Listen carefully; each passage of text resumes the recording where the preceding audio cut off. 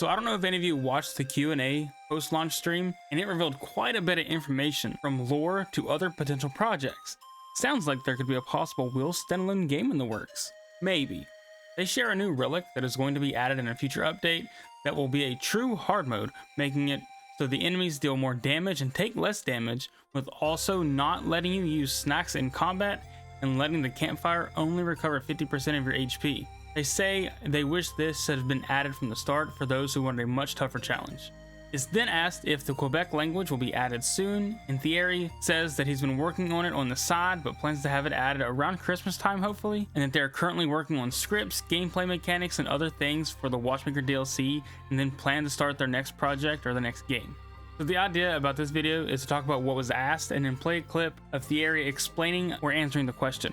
I'll link the full video in the description, and please check it out because there's some really interesting things to talk about. But I want to discuss some of the big questions that stood out to me. And before we get into those, if you enjoyed Sea of Stars and want to stay up to date on all the news and updates, please hit that like and subscribe button.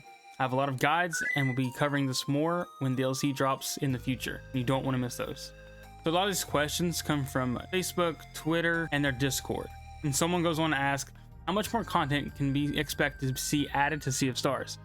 Thierry says that they have a challenge for Gerard the Completionist for Indie Land, and if the community seems to be interested in that, that could be added in some way for everyone to play and experience. Then there is of course the Watchmakers DLC, and then a possible second DLC, but I'll let him explain that. We already hinted at Shade of Tunus Nitu, which is a theoretical third DLC, not third but second, sorry. It's just that we have some content that we can, it's not like a proper DLC, but it's a big enough update, you know. We'll be adding single player plus, you know, things like that. So there might be a second one, but it will depend, like, you know, does the game still feel relevant? Does the game feel whole without it? We don't want to overstay our welcome. Will each game be a different style of genre? So in short, yes. However, he says that if they do a Messenger 2, then it will be the same style as the first one, and the same applies to Sea of Stars, and if it gets a sequel, but any new project will be a different genre than the previous. So if you get a Messenger 2, expect it to be in 8-bit, 16-bit style, and a Sea of Stars 2 would be in a SNES, PS1 era style of game. But he wants to make sure that that is not confirmation of there being sequels. What is the significance of Garl eating the pear from Yamara? The pear was from the Tree of Misery, which was a story the shopkeeper told the messenger about trapping anyone who stole from it. This is the same tree from the story, and it deals with death magic and anchors Garl so Roshan's trick works later on. From my understanding, this is what allows Garl to come back later in the true ending, or as a piece of that puzzle. What does it mean when Aphriel says Roshan can end it all with the snap of a finger? Thierry says that he means that Roshan can just end him, meaning he can just end everything with just even the raise of an eyebrow. But Roshan wants to fix or redeem his former friend and doesn't want to do that. How do the laws of time travel work? And Thierry says, okay, so, well, how do the laws of time travel work? They don't work. Would a new timeline form? Again, I'm going to let Thierry take this one because it's above my head.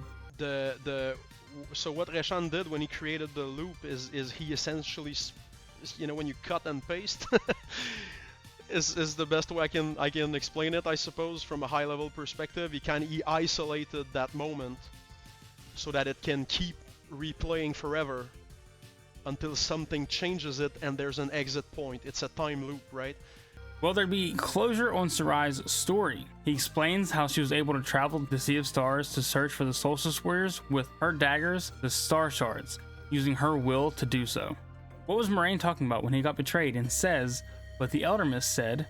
The Elder Mist said that his prophecy was to train Solon and Luana, the guardian gods. Moraine thought this was Brugraves and Erlina, and that's why he was so hard on them, and that's what causes them to betray him. He was then blindsided by it being Zale and Valir as the ones being the actual guardian gods, Solon and Luana. There's a lot of interesting things here, and if you enjoyed the Sea of Stars, I highly recommend listening to the whole Q&A video because Thierry gives some really interesting insight on the lore and thought process behind some of the things in the game. They did say they had like over 800 questions, and they possibly plan on doing some more of these, answering more questions and more lore, so look forward to that. That would be awesome. But that's all for me right now. Remember, if you liked the video, to like the video. For more Sea of Stars content, check out this video here, and I'll see you guys in the next one. Peace.